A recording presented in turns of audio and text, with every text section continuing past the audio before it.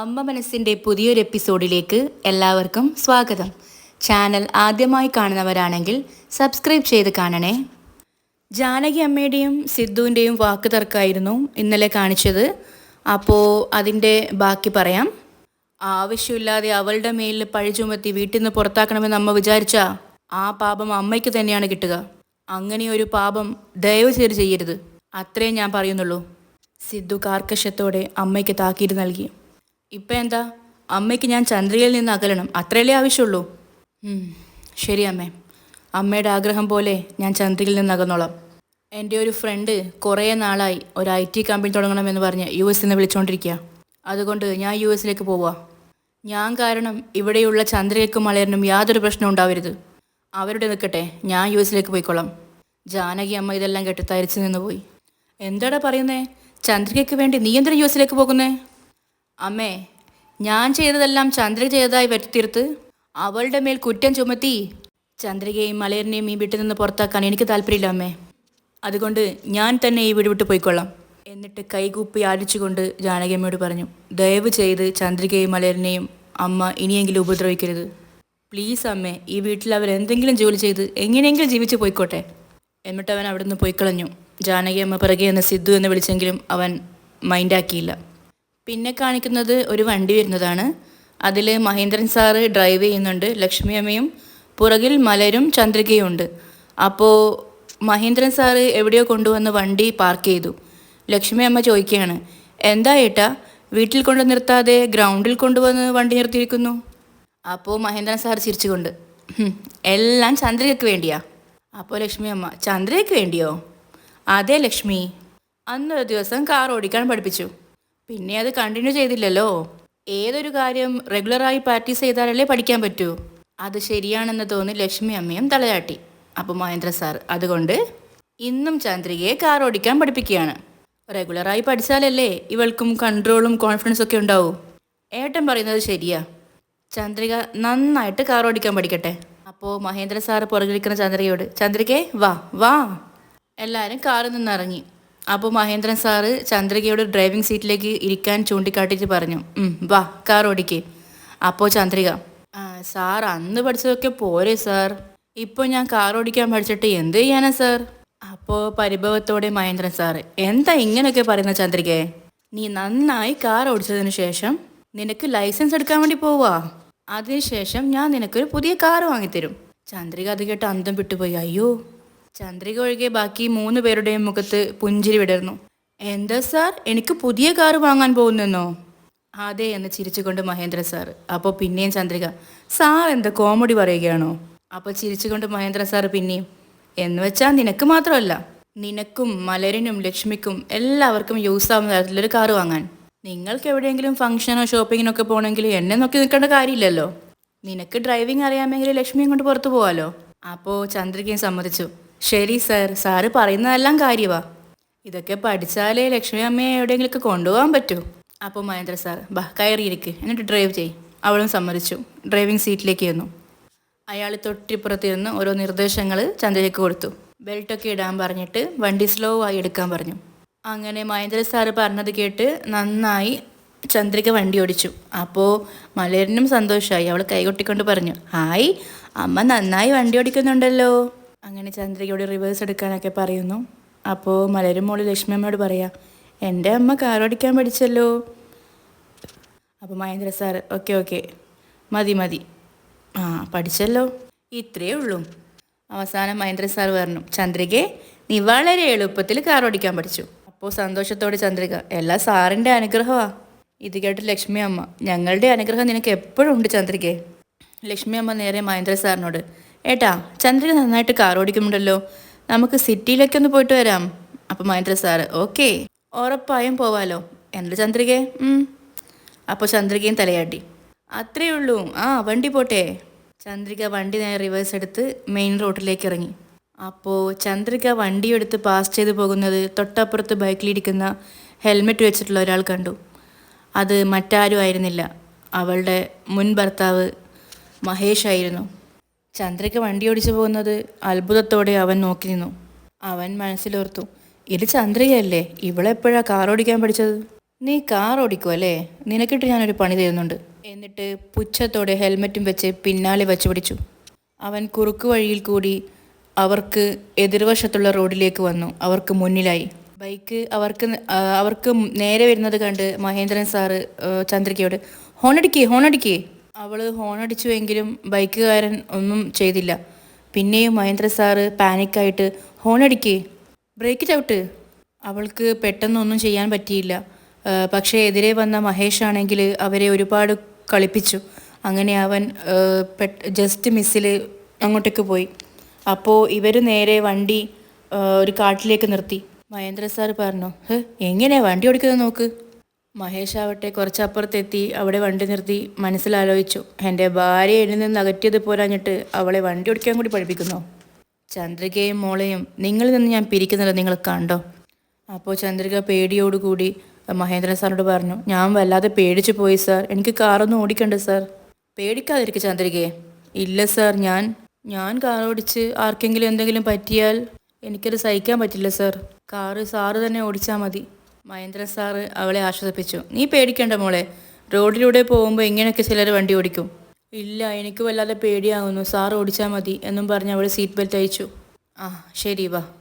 Mahendran sir കാറിൽ നിന്നിറങ്ങി. എന്നിട്ട് അവളോട് പറഞ്ഞു, പേടിക്കേണ്ട, കാറിൽ കയറ്. അയാൾ കാർ റിവേഴ്സ് എടുത്ത് പഴയതുപോലെയാക്കി വണ്ടി ഓടിച്ചു പോയി. പിന്നെ കാണിക്കുന്നത് കുളിച്ച് ഹെയർ ഡ്രൈ ചെയ്യുന്ന മേഘയാണ്. പിന്നീട് കാണിക്കുന്നത് ഒരു സ്ഥലത്ത് വണ്ടി നിർത്തി അവിടെ നിന്നും കോൾ ചെയ്യുന്ന മനീഷിനെയും. മനീഷ് കോൾ ചെയ്യുന്നത് മേഘയായിരുന്നു. മനീഷിൻ്റെ കോൾ കണ്ട് മേഘ മനസ്സിലോർത്തു, ഇവനെന്തിനാ ഈ സമയത്ത് വിളിക്കുന്നത്? ഷോ. അവൾ കട്ടാക്കിയത് കണ്ട് മനീഷ് പിന്നെയും കോൾ ചെയ്തു. അവൾ അവൻ്റെ തന്നെയാണ് കോൾ എന്ന് കണ്ട് എന്തിനിങ്ങനെ വിളിച്ചുകൊണ്ടിരിക്കുന്നത്? എന്നിട്ട് അവൾ കോള് അറ്റൻഡ് ചെയ്തു. ഹലോ എന്താ മേഘ, ബിസിയാണോ? അതെ ബിസി തന്നെയാ. നീ എന്തിനാ ഇപ്പം എന്നെ വിളിച്ചേ? ഒന്നുമില്ല, ഇന്ന് ഈവനിങ് പ്രിയയെ ഒന്ന് എൻ്റെ കൂടെ പുറത്തേക്ക് വിടണം. അപ്പോൾ ഇത് കേട്ട് മേഘ ഒന്ന് അന്താളിച്ച് പോയി. അവൾ ചോദിച്ചു, എന്ത്, ഇന്ന് ഈവനിങ് പ്രിയയെ നിൻ്റെ കൂടെ പുറത്തുവിടാനോ? അപ്പോൾ മനീഷ്, എന്താ മേഘ നീ ഇങ്ങനെയൊക്കെ ചോദിക്കുന്നേ? പ്രിയ എൻ്റെയും മകളല്ലേ, എനിക്ക് അവളോടൊപ്പം സമയം ചിലവഴിക്കാൻ ആഗ്രഹം ഉണ്ടാവില്ലേ? ഇപ്പുറത്ത് പല്ല് കടിച്ച് മേഘ നിന്നു. അപ്പോൾ പിന്നെയും മനീഷ്, നീ അവളെയും കൊണ്ടുപോവാ, നമുക്ക് ഫാമിലിയായി മോളിൽ പോയി ഷോപ്പിംഗ് നടത്താം. എന്ത്, ഫാമിലിയായി പോയി ഷോപ്പിംഗ് ചെയ്യാനോ? എന്താ മനീഷ്, നീ വല്ലാതെ അങ്ങ് സ്വാതന്ത്ര്യം എടുക്കുന്ന പോലെ തോന്നുന്നുണ്ടല്ലോ. അപ്പോൾ അവൻ, ഞാൻ സ്വാതന്ത്ര്യം എടുക്കുന്നതൊന്നുമല്ല, പ്രിയയെ ഷോപ്പിങ്ങിന് കൊണ്ടുപോകണമെന്നാണ് പറഞ്ഞത്. എൻ്റെ മോൾക്ക് എന്തെങ്കിലും വാങ്ങിക്കൊടുക്കണമെന്ന് എനിക്ക് ആഗ്രഹം ഉണ്ടാവില്ലേ? ദേ നോക്കൂ മനീഷ്, നീ ആവശ്യമില്ലാതെ എൻ്റെ മോളോട് സംസാരിക്കാനോ ഇടപഴകാനോ പാടില്ല. എന്തുകൊണ്ട് പാടില്ല മേഘ? പ്രിയ എൻ്റെയും കൂടി മോളല്ലേ, എനിക്ക് അവളെ അവകാശത്തോടെ കൊണ്ടുപോകാൻ പറ്റും. പക്ഷെ നീ വല്ലാതെ കെഞ്ചി ചോദിച്ചത് കൊണ്ടാ ഇക്കാര്യത്തിൽ ഞാൻ ഇത്രയും ക്ഷമ കാണിക്കുന്നത്, അത് മനസ്സിലാക്ക്. മേഘ ആകെ പെട്ട അവസ്ഥയിലായി. മനീഷ് തന്നെ മുതലെടുക്കുകയാണെന്ന് അവൾക്ക് മനസ്സിലായി. എന്നിട്ട് മേഘ മനീഷിനോട് പറഞ്ഞു, ശരി, ഇന്നൊരു ദിവസം വേണമെങ്കിൽ ഞാൻ പ്രിയയെ കൊണ്ടുവരാം. ഇത് കഴിഞ്ഞാൽ പിന്നെ എപ്പോഴെങ്കിലും അവളെ നീ വിളിക്കാൻ പാടില്ല. നീ അത് വിട്, എനിക്ക് പ്രിയയെ വിളിക്കാൻ തോന്നുമ്പോഴൊക്കെ ഞാൻ അവളെ വിളിച്ചിരിക്കും. ദേഷ്യത്തോടെ പല്ല് കടിച്ചു പിടിച്ച് അവൾ മനീഷിനോട് പറഞ്ഞു, നീ മര്യാദയ്ക്ക് ഫോൺ വെക്ക്, വൈകുന്നേരം ഞാൻ അവളെയും കൊണ്ടുവരാം. അപ്പോൾ മനീഷ്, മേഘ നമുക്ക് ഷോപ്പിംഗ് ഒക്കെ കഴിഞ്ഞ് ഒരുമിച്ചൊരു സിനിമയ്ക്ക് കൂടി പോയാലോ? അപ്പോൾ ദേഷ്യത്തോടെ മേഘ, വാട്ട്? അവനപ്പുറത്ത് നിന്ന്, എത്ര തവണ നമ്മൾ ഒരുമിച്ച് മൂവിക്കൊക്കെ പോയതാ, ഇപ്പോൾ എന്താ ഇത്ര അത്ഭുതം? ദേ നോക്ക് മനീഷ്, പഴയ കാര്യങ്ങളൊന്നും എന്നെ ഓർമ്മിപ്പിക്കണ്ട.